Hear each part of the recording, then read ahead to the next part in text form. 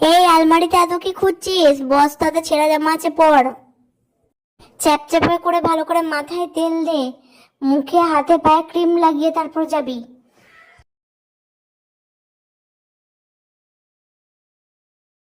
চুলটাকে টান টান করে বেঁধে তারপর যা।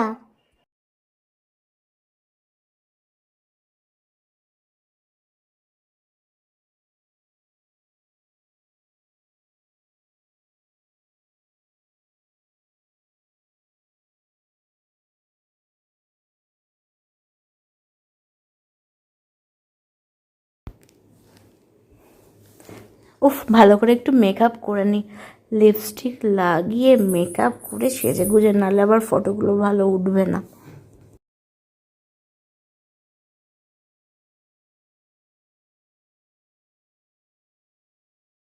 হ্যাঁ, এবার ঠিক আছে, এবার যাই।